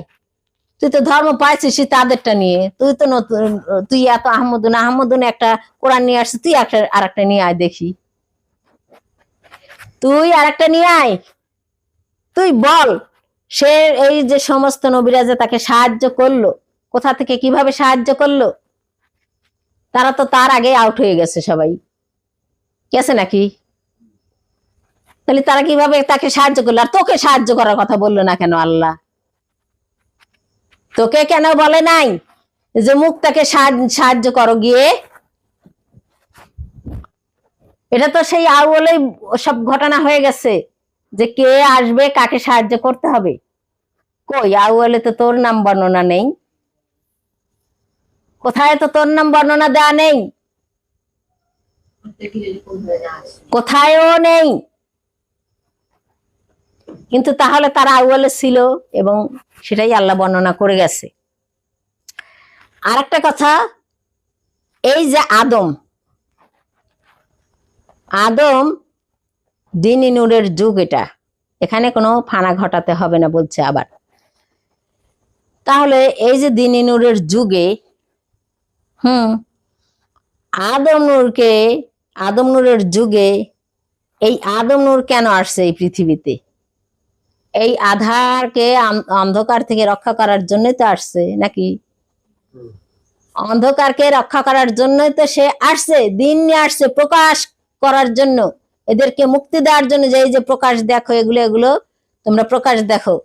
রাতে যাহা দেখা যায় না দিনে তাহা দেখা যায়, বোঝা যায় না সেটা দিনে বোঝান। এবং তাদেরকে সেই অন্ধকার থেকে তুলে দিনের মধ্যে নিয়ে আসার জন্য, সে আদম জাতিতে তৈরি করার জন্য, পরম জাতিতে তৈরি করার জন্য, তাদের জন্য এই আদম নূরকে পাঠানো হয়েছে, তাই না? তো এখন দিনী নূরের যুগে কোনো নবী আসবে না, কোনো নবী এই করবে না, হেই করবে না। এই যে আমি যে মুক্তি চাচ্ছি, আমি যে আদম নূরকে ধরবো, এই আমিটাকে, এই আমি যা বলতেছি, আমার হাত আমার পা, আমি যে সমস্ত কিছুকে নিয়ে দাঁড়ায় আছি, এরাই তো সবাই মুক্তি চাচ্ছে। কার কাছে? দিনী নূরের কাছে। দিনী নূরের কি কোনো মুক্তির দরকার আছে? দিনী নূরের কি কোনো মুক্তির দরকার আছে? তাহলে এই দিনী যুগে দিনী নূর আসছে এই কারণে, এই আধারে যারা বসবাস করে তাদেরকে মুক্ত করার জন্য। তার মুক্তি সে নেওয়ার জন্য পৃথিবীতে আসে নাই, সে এমনিতেই মুক্ত, অসীম। সে অসীম, অসীম ক্ষমতাধারী, তার ক্ষমতার কোনো আকার নেই, নিরাকারে ক্ষমতার ধারী সে। সে কেন আসছে? এই অন্ধকারের সমস্ত জীবনকে মুক্ত দিয়ে পরম জীবনে পৌঁছানোর জন্য। তাহলে এখানে যদি আমরাই যদি না থাকি, শুধু দিনী নূরই যদি থাকে, নবুয়তের কোনো অস্তিত্ব, জাতিরা যদি না থাকে, কে মুক্তি নেবে? আমি যে আম্বিয়া বলতেছি যে আল্লাহ আমাকে মুক্ত করো, আল্লাহ তুমি আমাকে পার করো, আমাকে এই করো হেই করো, এই যে নামাজ পড়ি, এই যে রোজা করি, অমুক করি তমুক করি, এই যে ইবাদত গুলো করি, সেটা কি আমার জন্য করি? এই আধার যে আমি নিয়ে দাঁড়াইছি, এই আধারকে মুক্ত করার জন্য করি, সে দিনে নূরের মধ্যে সামিল হওয়ার জন্য করি নাকি? তাহলে আমরাই যদি না থাকি, সেই জাতি যদি না থাকে, কারা মুক্ত নিতে আসছে? কাদেরকে বলা হয়েছে? সেই অতীতে যে বলা হয়েছে, কোরআনে যে বলা হয়েছে, যখন দিনী নূর তোমরা সবাই নিচে নেমে যাও, আমার তরফে যখন হেদায়েত আসবে, তখন তোমরা হেদায়েত যারা গ্রহণ করবে তাদের কোনো ভয় নেই। তাহলে তারাই তো এখানে হুকুমতটা কি আমাদের দিছিল নাকি? আমরা কি ওখানে ছিলাম? যদি আমাদের আর তাদেরকে আলাদা করা হয়,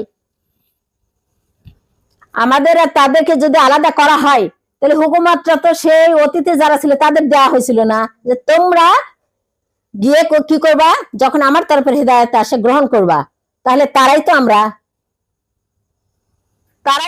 আমাদেরকেই তো সেখানে বলা হয়েছিল। আমরাই রূপ পাল্টাতে পাল্টাতে এখানে আম্বিয়া হয়ে এসে দাঁড়াইছি। আমরাই রূপ পাল্টাতে পাল্টাতে এখানে আম্বিয়া হয়ে দাঁড়াইছি, দাঁড়ায়ে এখন আমরা সেই হেদায়েতটা নেওয়ার জন্য দাঁড়াইছি। কোথায়? আদম নূরের এখানে ঝুলি ফেলে, ভিক্টার ঝুলি ফেলে, যে তুমি আমাদেরকে নাও, পার করো, এই ভব দরিয়া আমাদেরকে পার করো, তুমি এই দুঃখের দরিয়া থেকে আমাদেরকে উদ্ধার করো নাকি? তাদেরকে বলা হয়েছে, তারা আসে নাকি এখানে, কি আবার আরেকজন রাইছে নাকি?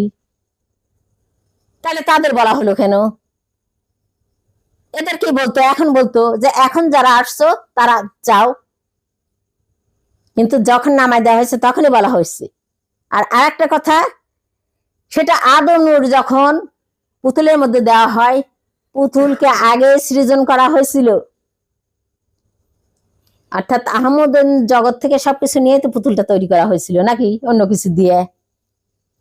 তাহলে আহমদের জগৎ সেটা আগে থেকেই তার মধ্যে অলরেডি দিয়ে দিছে, অলরেডি তার মধ্যে দিয়ে দিছে। আবার তার সাথে আদম নূর তার মধ্যে ফুঁকে দিছে, দিয়ে তারপরে ওই দুনিয়াতে তাকে সমস্ত দায় দায়িত্ব দিয়ে পাঠা দিছে। একজনকে আমি, সে কিছু বোঝেই না, একটা দিলাম আর একটা দিলাম না, অথচ দায় দায়িত্ব পুরাপুরি দিলাম। আদমকে যদি একটা দেয় আর একটা বাদ রাখে,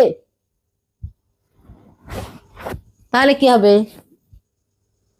পুরোপুরি দায়িত্ব তাকে না দিলে সে কিভাবে সেটা পালন করবে? পুরোপুরি যদি সেই ক্ষমতা যে সে ইয়া করবে, সবার উপর প্রতিষ্ঠিত করবে, সে বস্তু বিশেষ তার মধ্যে থাকতে হবে না? নিশ্চয়ই তার মধ্যে সমস্ত কিছু দেওয়া আছে। আর সে বিশ্ব মাতার গর্বে পাঠাইছে, তোর গর্বে না। আদম নূর স্পষ্টপুষ্টি প্রত্যেকটা মানুষকে হেদায়েত দেওয়ার সময় বলছে, তোমরা কোরআনিক গর্বে তোমাদেরকে প্রেরণ করা হয়েছে, তোর গর্বে না, তোর গর্বে না। তার কোনো দরকার পড়ে না। আর কোরআনে স্পষ্ট লেখা রয়েছে এই হেদায়েতের মালিক একমাত্র আল্লাহ, তুই না। আল্লাহ কোথাও কোরআনে বলে নাই। এই কোরআন তুই যে দাবি করিস যে আমি শাহমুদুন, তাহলে কোরআন তো তুই আনছিস, তাহলে তুই মিথ্যা বলছিস। তুই মিথ্যা বলছিস যে আল্লাহ একমাত্র হিদায়তের মালিক। এখন নিজে এসে বলতেছিস আমিও হিদায়তের মালিক। এখন নিজে এসে বলতেছিস আমিও হিদায়তের মালিক। তাহলে তুই যে আহমদিন বলে দাবি করছিস, তুই তাহলে মিথ্যাবাদী আহমদিন। তুই নিজেই মিথ্যাবাদী, কারণ তুই ওখানে এক কথা বলছিস, এখানে এসে আরেক কথা বলতেছিস, ঠিক না? সে কোরআনে নিজে এই বাণীটাকে আনছে, আহমদিন আনছে তো, তার মুখ দিয়ে বের হয়েছে তো, নাকি অন্য কারো মুখ দিয়ে বের হয়েছে? তাহলে সেই দাবিতে যদি এখন অন্য কেউ আসে, সে ওখানে বলে আসলো যে হিদায়তের মালিক একমাত্র আল্লাহ, এটা বলছে না? নবী করিম সাল্লাল্লাহু আলাইহি ওয়াসাল্লাম বলছে না? কোরআনের নবী করিম সাল্লাল্লাহু আলাইহি ওয়াসাল্লামের মারফত এটা কোরআনে আসছে না?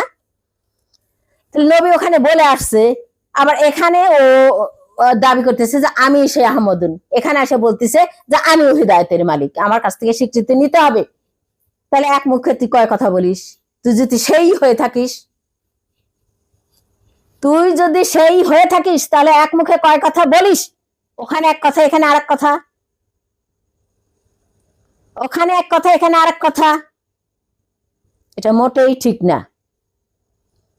মানুষ একেবারে যে জীব সত্তার মানুষ হয়েছে বলে যে কিছু বোঝে না, তা কিন্তু নয়।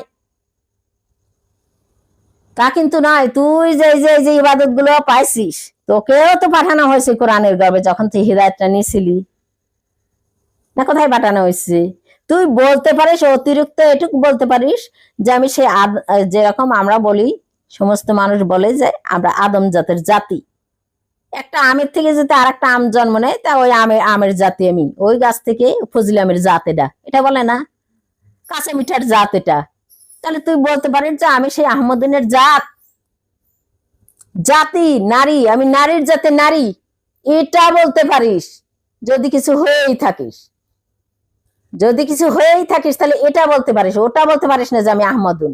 আর আহমদুন যদি হয়েই থাকিস, তাহলে তুই এক মুখে কয় কথা বলিস যে আমার কাছ থেকে স্বীকৃতি না নিলে কেউ, আমার কাছ থেকে হেদায়েত না নিলে কেউ যেতে পারবে না। তাহলে কোরআনে কেন বলছিস?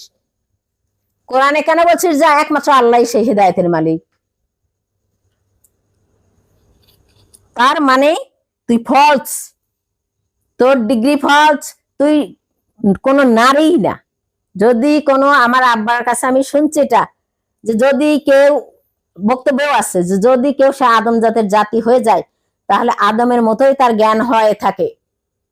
তুই যদি আহমদনের জাতি হয়ে থাকিস বা আহমদন হয়ে থাকিস, তোর জ্ঞান তো বিশাল হওয়া দরকার।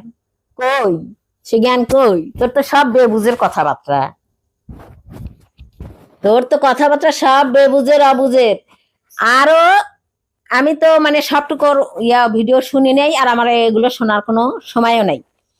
আমাকে অনেক মানুষ এটা লিঙ্ক দিয়ে রাখছে এটা শোনানোর জন্য। আপা এটা আর কিছু করেন, আমি এটা বক্তব্য দিতাম না, কিন্তু তাদের কথা রাখতে গিয়ে আমাকে এগুলো বলতে হলো। তো সেই শোনাশুনিতে আমি সবটুকু শুনি নাই, যতটুকু শুনছি ততটুকু বললাম। তা আরো নাকি ও আরো কি কি বলছে, আমি যে বলছিলাম যে আদম নূর যখন ফুৎকারে দেওয়া হলো পুতুলের মধ্যে, সেটা হাওয়ার মধ্যে, মানে বাতাসে, যে ফুটো বাতাসের মধ্যে আসে না, এটার মধ্যে কেন দেওয়া হলো?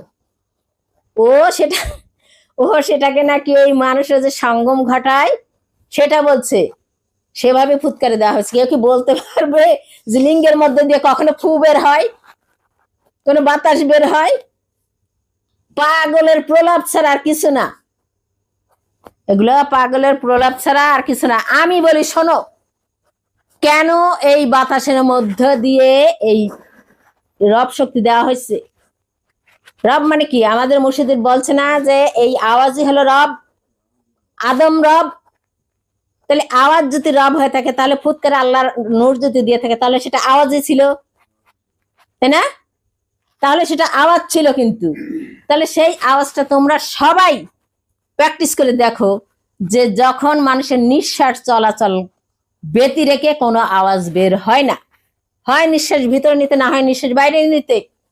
যদি এক কথার উপর থাকো তাহলে নিঃশ্বাস ভিতরে নিতে, আর যদি অনেক কথা একসাথে বলতে থাকা তখন নিঃশ্বাস বাইরে বের হয়, তারই সাথে এই কথা বের হয়, নইলে এই আওয়াজটা বের হবে না। নইলে এই আওয়াজটা বের হবে না। সবকিছুর একটা বাহক আছে না? যেমন মায়ের গর্ভে যখন শুক্রাণু ঢোকে, একটা বীর্য আছে, একটা শুক্রাণু আছে, আর একটা মণি আছে। এই মণিকে বহন করার জন্য আরো দুইটা আছে। তেমনি এই আওয়াজটাকে বের করার জন্য এই বাতাসের প্রয়োজন হয়। তোমরা নিঃশ্বাস বন্ধ করে কথা বলে দেখো তো পারো নাকি? নিঃশ্বাস বন্ধ করে কথা বলে দেখো তো পারো নাকি? তাই এই আওয়াজকে, এই বাতাস হলো বাহন, তাই এই ফুয়ের সাথে এই আওয়াজ চলে। এই জন্য ফুৎকারে ওই আওয়াজটা দেওয়া হয়েছে, নূরটা দেওয়া হয়েছে, আদম নূর অর্থাৎ রব শক্তি। এই রব শক্তিকে বলে দেখো, এই যে আমি কথা বলতেছি না, এটা নিঃশ্বাস না বের হলে বের হবে না। বের করে দেখো কার বাপের ক্ষমতা আছে। আর ও কোথায়কার কথা কোথায় নিয়ে গেছে? তুই আছিস নারী সত্য, কাকে কি বলতে আসছিস? আর আমাকে বলতেছে ওর কথা কেউ শুনে না। আমার কথা কারোর শোনার দরকার নেই। আমি বলি নাই যে আমার কথা শুনে আসো। আমাকে বলতেছে মিথ্যাবাদী, ইউটিউবে কেন আসছে? ইউটিউব কারোর নিজস্ব সম্পত্তি নয়, সবাই সবকিছু বলতে পারে। এখানে এখানে সবাই সবকিছু বলতে পারে। আমি কারু খাই পড়ি না যে তার হুকুমতে আমাকে চলতে হবে। আমি কারু খাই পড়ি না যে তার হুকুমতে আমাকে চলতে হবে। আমি আমার স্বাধীনতায় চলি। তুই আমাকে বললে, মিথ্যা বললে সেটাকে সত্যের আঘাত আমাকে দিতেই হবে। এটা আমার বাবার বা আদম নূরের সেই অনুসরণের কাজ কর্ম। আমার বাবাকেও দেখছি, যদি কেউ কমেন্টে কিছু বলছে, পরবর্তীতে ভিডিওতে সে সেটা তুলে ধরছে। কারণ কেন তুলে ধরছে? কারণ সে মিথ্যার উপর সত্যের বাড়ি দিয়ে তাকে ভেঙে দেওয়ার জন্য। তাই আমাকে বলতে হবে, তাই আমাকে বলতে হচ্ছে। নইলে তুই কি করবি কি না করবি, তুই হাজারো বার জন্ম নিয়ে আসে, আর হাজারো বার আহমদ নূর দাবি করে, তাতে আমার কিচ্ছু যায় আসে না। এরকম কত নবী করিম সাল্লাল্লাহু আলাইহি সাল্লামের ওফাত হওয়ার পর কতজন দাবি করছে। এমন কি এই যে আলী আছে না, হযরত আলী, যারা আলীর অনুসরণ করে তারাও বলছে যে নবীকে ভুল করে এইসব ওহী দিয়েছে, এটা দেওয়ার কথা ছিল আলীকে। তাহলে দেখো তাদের কথা অনুসারে বোঝা যায় যে আল্লাহ ভুল করে। তাহলে তেমনি তোর কথা, যে তোর শিও রব, তুই তাকে বলিস মিথ্যা কৌশলকারী, তুই তাকে বলিস মিথ্যা কৌশলকারী, তোর রবই তো থাকবে না, তোর বিরুদ্ধে চলে যাবে। তোর রবই তো থাকবে না, তোর বিরুদ্ধে চলে যাবে। কেমন করে থাকে? কেমন করে থাকে? যার খাই তার পরি তাকে বলি ম্যাও। এটা কখনো হয় না, এটা কখনো হয় না। সেই অস্তিত্বের যারা আছে তারা সবসময় সম্মাননার তাদের থেকে আমরা আসছি। প্রতিটা মানুষ তাদের থেকেই আমরা আসছি, তাই তাদেরকে সম্মান করে কথা বলা উচিত। তাদেরকে সম্মান করে কথা বলা উচিত। যারা অন্য ধর্মের অনুসরণ করে, অন্য ধর্ম পালন করে, তারাও কিন্তু তাদের আদি পিতাকে তারা অসম্মান করে কথা বলে না। আর তুই কেমন হেদায়েত নিলি? কেমন হেদায়েত নিলি? যার থেকে তুই চক্ষু পাইছিস, যতটুকু পাস, জ্ঞানের চক্ষু যতটুকু পাস, তুই সেখান থেকে তুই পাইছিস, আর তাকেই তুই অবমাননা করিস। কোন জ্ঞান তুই পালি? কোন জ্ঞান তুই পাইলি? কোন দিনী নূরের জ্ঞান তোর আছে? আমার তো মনে হয় যে তুই দিনী নূরের জ্ঞানটাকে এইভাবেই ফেলে নষ্ট করে ফেলছিস, তাই তোর এইসব জ্ঞান আসে। দিনী নূরকে অবমাননা করা, তুই বলিস সে মিথ্যা কৌশলকারী। একজন মানুষ যদি মিথ্যা বলে একজনের ক্ষতি হয়, একজনের সাথে সে বলে স্বার্থের জন্য বলে, আর তুই বলি কৌশলকারী, অর্থাৎ সে যদি কৌশল করে কাউকে কোনো ইবাদত দেয়, সমস্ত মানুষকে যদি একই ইবাদত দেয়, তাহলে সমস্ত মানুষ ধ্বংসের মধ্যে পতিত হবে। তুই কি একবার ভেবে দেখছিস সেটা কি বললি? তুই কি একবার ভেবে দেখছিস সেটা কি বলছিস তুই? থাক, আর কিছু বলতে চাই না, অনেক টাইম হয়ে গেছে, এটা বলে শেষ করা যাবে না। অনেক কিছু বলা যায়, এটা শেষও হবে না। এ আহমদুন জগৎ নিয়ে, আদম নূরের বাণী নিয়ে অনেক কিছুই বলা যায়, কারণ তিনি আমাদেরকে সেই জ্ঞানের চক্ষু দান করেছেন। তার তরফের জ্ঞান আমাদের হৃদয়ে, আমাদের আত্মা হিসেবে সেই বসে আছে। তার আলোয় আমরা আলোকিত, তার জ্ঞানে আমরা জ্ঞানান্বিত। তাই এমন কোনো কর্ম যেন আমরা না করি, তাকে আমরা অবমাননা করে এমন কোনো কথা যেন না বলি, যেন যার কারণে সে কষ্ট পায়। আদম নূর কিন্তু মরে না, আদম নূর কিন্তু মরে না। সে তোর মধ্যে থেকে তোর কথা শুনতেছে, তোর মধ্যে থেকে তোর এই অবমাননার কথা সে শুনতেছে। তাই কাকে ছোট করে কথা বলিস একবার ভেবে চিনতে বলিস।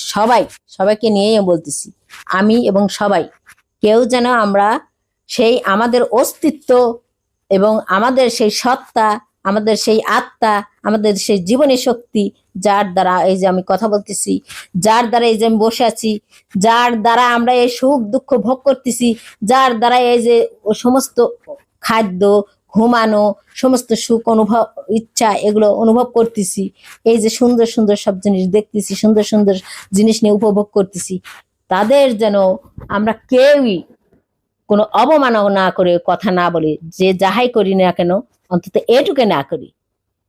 তাই আমি আবার সবাইকে অনুরোধ করে বলতেছি, এমন কাজ যেন কারোর মধ্যেই না আসে, সেটা হেদায়েতিরাই হোক বা আনহেদায়েতি হোক, যেই হোক, এরা যেন কখনোই তাদের সেই মূলকে অস্বীকার না করে কথা বলে।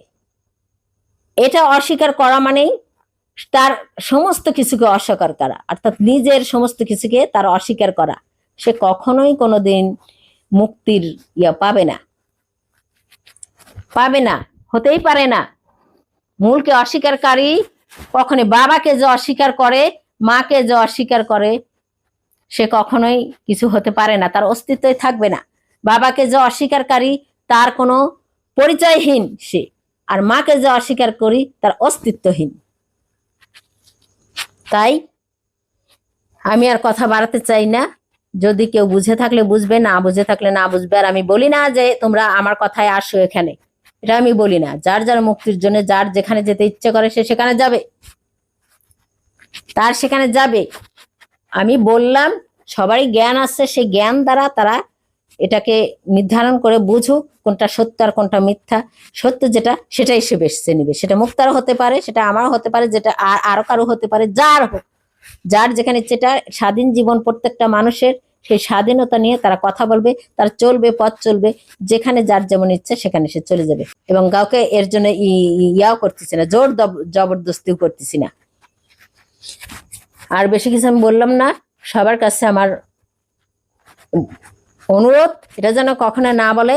তাই সবাইকে আমি আমার তরফ থেকে সালাম জানালাম। আসসালামু আলাইকুম ওয়া রাহমাতুল্লাহি ওয়া বারাকাতুহু।